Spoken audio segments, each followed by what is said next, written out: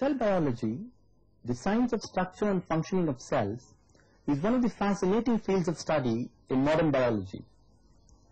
Ever since Robert Hooke invented the microscope way back in the 17th century, and Robert Brown the cell nucleus in 1831, newer and newer techniques have been continuously evolved to study the structure of cells. Electron microscopy, which magnifies the cellular components several thousand times, the ultracentrifugation techniques that are quite useful in the study of cell fractionation, and the autoradiography and radioactive tracer techniques that are extensively used in the study of cell chemistry, are some of the advanced techniques that are quite routinely used in many laboratories. Cytological techniques also include certain of the simple techniques that are quite useful in the study of the cell division process, the structure and behavior of chromosomes, their movement and transformation. Two of these simple do-it-yourself techniques, the squash technique and the smear technique, will help you to understand the mitotic and meiotic processes, the study of the giant polypeptide chromosomes of the Drosophila, and the sex chromatin in mammals. The squash technique consists of applying gentle pressure over a piece of previously and suitably stained tissue in order to flatten the cells and spread the chromosomes. In smear technique, we spread a tissue, a semi-fluid tissue, over the surface of the slide and stain it subsequently. Both these techniques can be performed quite rapidly and would enable you to examine a single layer of large cells in their totality. All multicellular plants and animals are comprised of millions of cells, but as you all know, they arise from a single cell, the zygote. However, even after the development of an entire adult organism, some kinds of cells do continue to divide and produce more of their kind. During these processes, the DNA or the chromosomes within each of these cells must duplicate themselves and then divide equally to the two daughter cells. Cells can be studied by both light and electron microscopy. Is there any way that we can study cells while they are in division? Yes, of course there are ways of doing it, provided you choose the right material. There are essentially two kinds of divisions which can be studied in cells, namely the mitosis and meiosis. Most cells undergo division by mitotic process, and it's only very few cells which ultimately give rise to the sperms and the eggs which undergo meiotic divisions. Choosing the appropriate biological material, we should be able to study both these kinds of processes. The meristematic regions in plants, the bone marrow cells and the corneal cells, besides several others, could be utilized for such a study. What we would now like to do is to use the onion root tips for demonstrating the squash technique, which enables you to study the cells while they are undergoing mitosis. Grow the onion bulb by placing the root side downwards, partly immersed in water for about 2 days. You will see that most of the roots would have grown to a considerable size.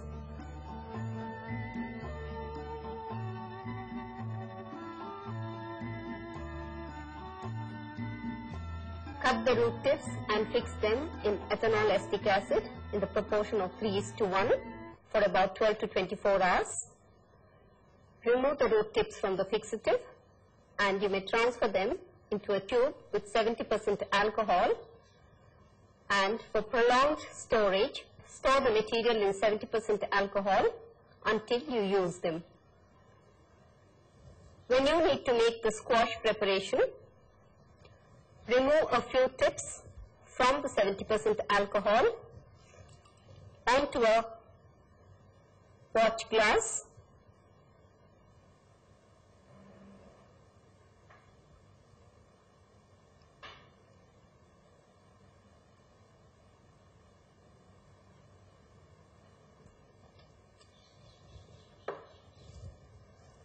And wash them well with water.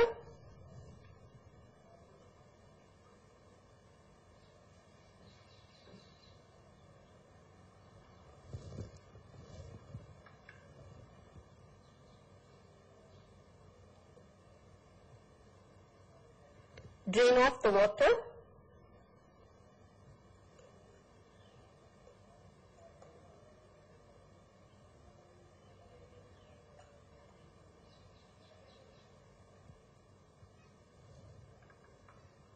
And briefly hydrolyze with 1 normal HCl.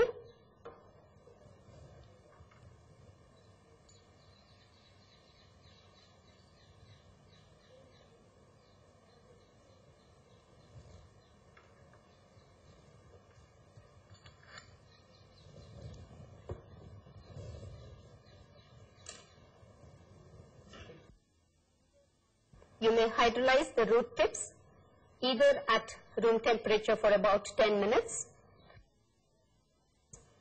or you might slightly warm the watch glass over a flame for about a minute. Remove the HCl .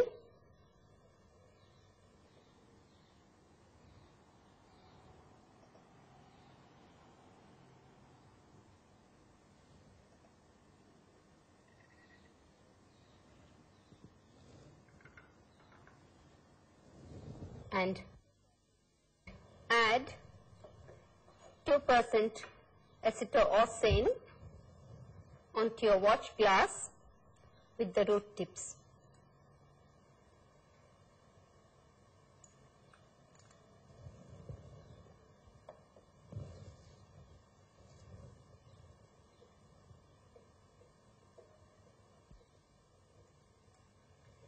You may then warm the watch glass over a flame .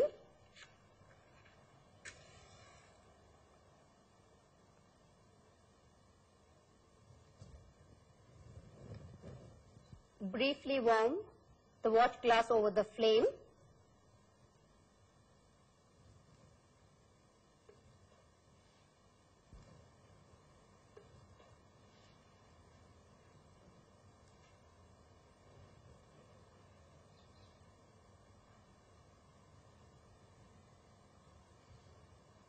And let the root tip steam for about 5 minutes. Pick a couple of root tips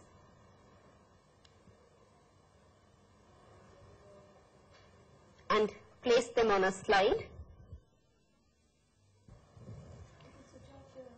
Cut only the meristematic region, which you can easily identify as more intensely stained regions along the length of the root tip. You may also remove just about 1 millimeter from the terminal tip.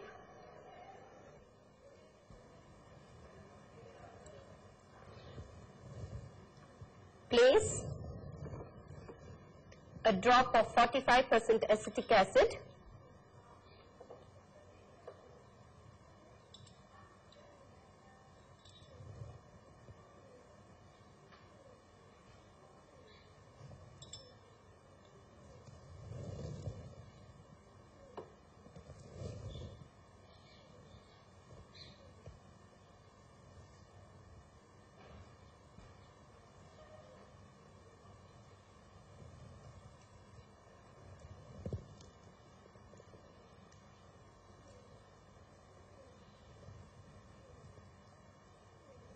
clean the cover slip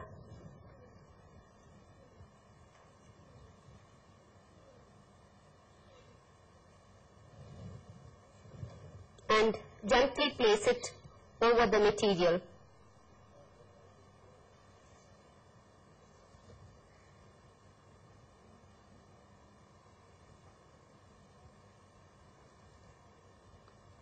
Avoid the formation of air bubbles.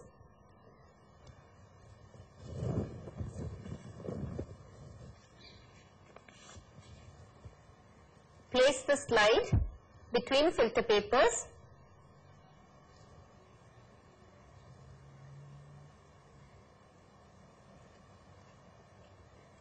Drain off the excess acetic acid by gently pressing the filter paper, and with the help of a flat bottom of a pencil, gently tap over the material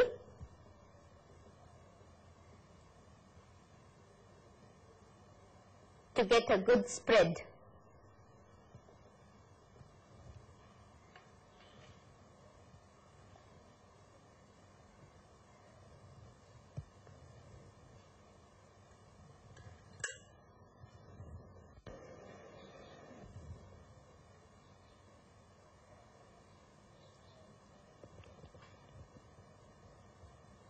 Ensure that you have a good spread.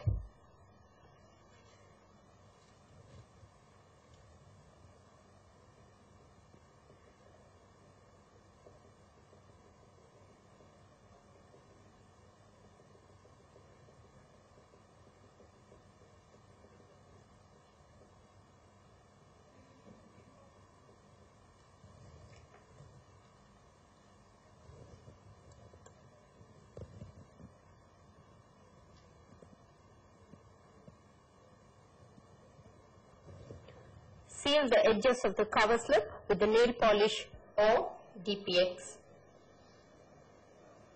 This helps the prevention of the evaporation of acetic acid from your preparation.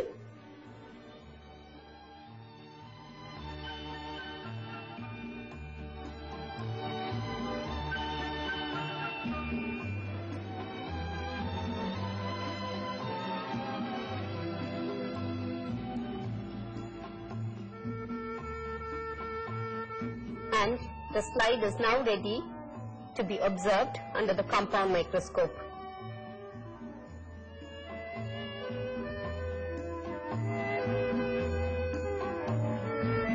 You can now see an area where you have a lot of interphase nuclei, but you can find also a good number of cells which are in the dividing stage.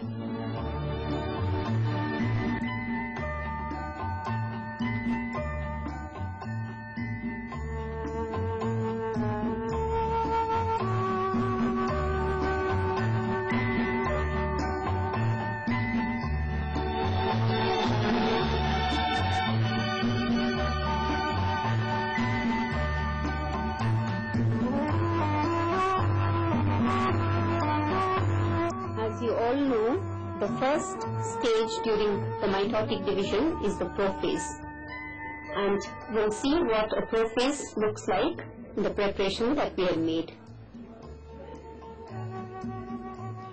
Here is one prophase stage where the chromatin has started condensing. It's quite distinct from the others around it, which are distinctly in the interphase stage. There are more in prophase stage here.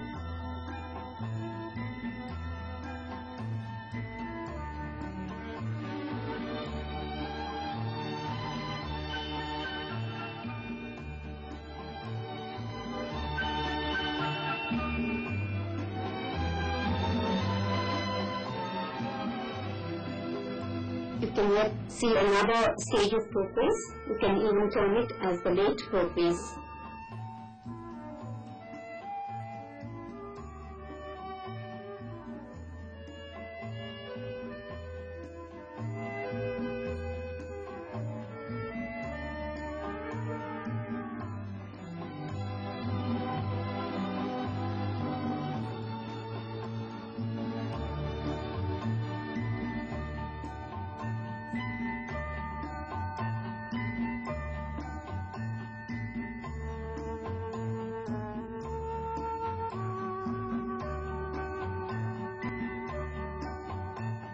you can see the chromosomes arranged at the equatorial plate, and these are the metaphase stages.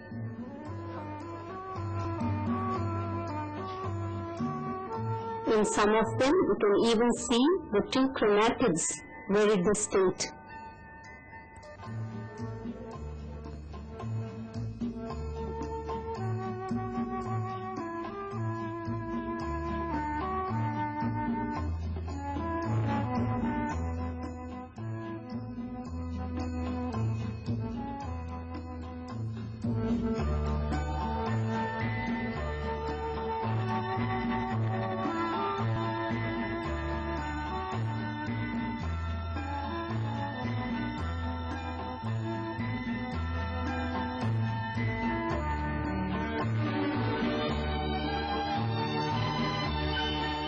In this area, you can see a metaphase and also an anaphase.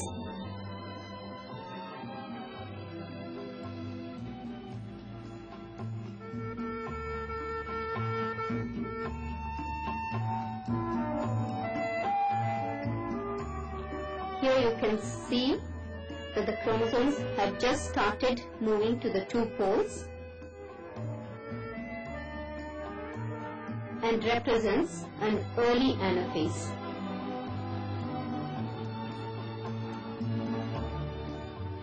Here is a very beautiful anaphase that you can see, wherein the chromosomes have moved to the two poles.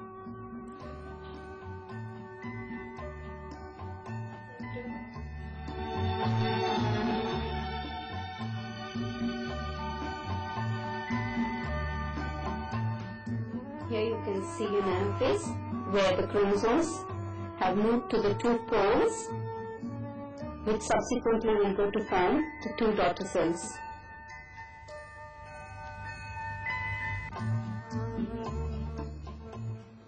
This is the late anaphase that you can see.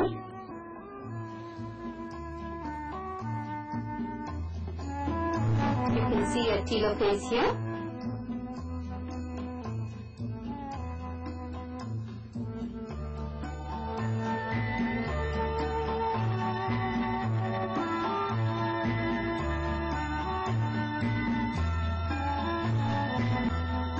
I'm sure all of you are aware that in mammals, every one of the females have two X chromosomes and the males have a single X chromosome and a Y chromosome. The number of the autosomes are similar in both the sexes. If both the X chromosomes are functional, it would then mean that you have two doses of the X-linked gene products in the case of the females, and there is only half the dose in the case of the males. Nature has evolved certain dosage compensatory mechanisms which make up for this difference in gene dosage between the two sexes. And in the case of the mammals, what happens is, of the two X chromosomes present in female somatic cells, one of them gets inactivated, becomes non-functional, and it can be detected at several different levels. What we would now show you is, of course, a cytological detection of this inactive X chromosome, which is also referred to as the Barr body. The name Barr body is after one of the scientists who initially discovered this inactive X chromosome in the nerve cells of the female cat. It is also referred to as the sex chromatin. The Barr body can be identified as a darkly staining body attached to the nuclear membrane in some cells. The ideal material for the study of the sex chromatin is, of course, the cells of the hair follicle, the cells of the buccal epithelium, or you could even study the blood cells to demonstrate or to visualize the Barr body.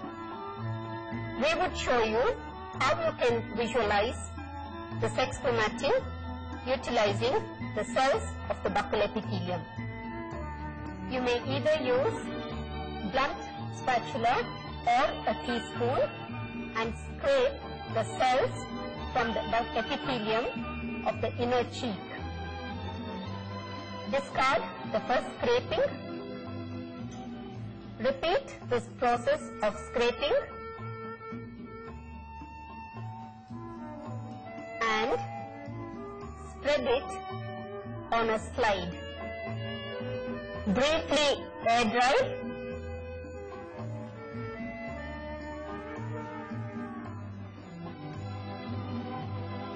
And fix the material in 90% alcohol for about a minute.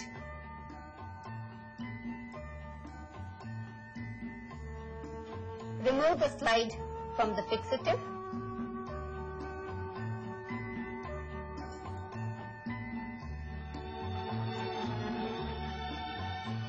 Briefly air dry.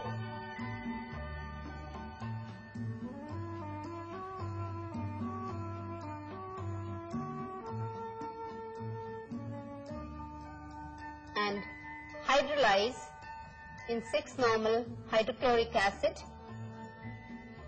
at room temperature for about 10 minutes. Remove the slide after hydrolysis. Wash it well in 2 changes of distilled water.